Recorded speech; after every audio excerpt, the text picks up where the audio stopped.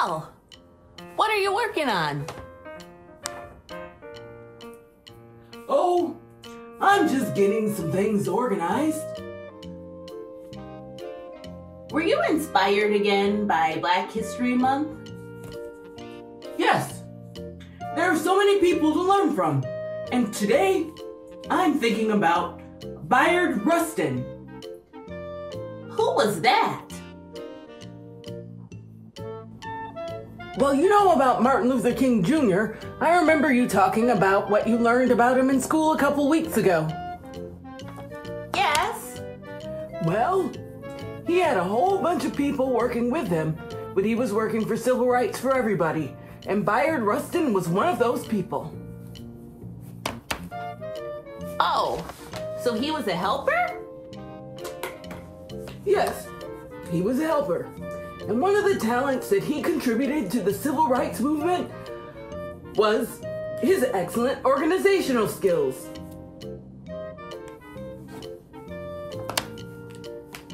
How do organizational skills help?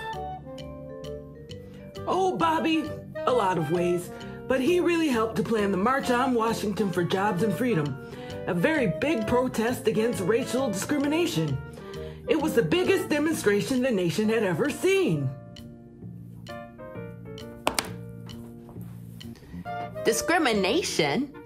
Oh, like when people are mean to people about what they look like. Wow, okay, that's how they're still teaching it in school, huh? Bobby, that's part of it, but it's more than being mean. For example, often people who are discriminated against don't get the same opportunities or chances as other people. What do you mean? You know how sometimes you need help at school?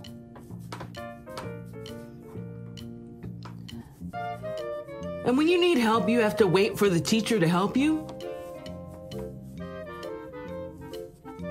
Well, if you have a small classroom, it's easier for the teacher to get around to helping you.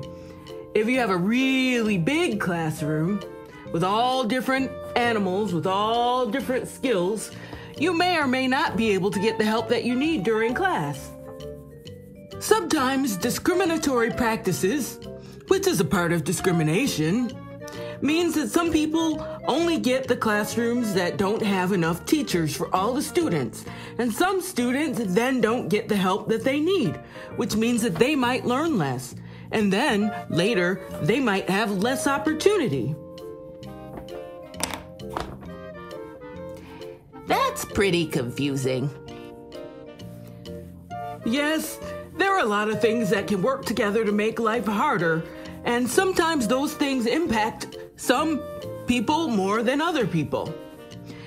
And that's what the March on Washington for Jobs and Freedom was trying to improve.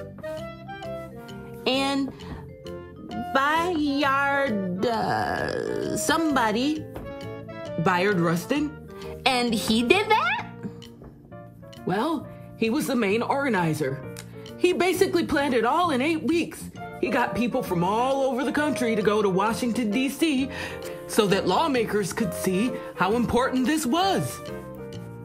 This was before email and before Twitter. He did a lot more than that to work for equal rights for all sorts of people. One more thing, though. Bayard Rustin's work was so important that he received the Presidential Medal of Freedom. Well, that's pretty cool. I probably should tell you that he received it posthumously. That means after he was no longer living. Oh, no!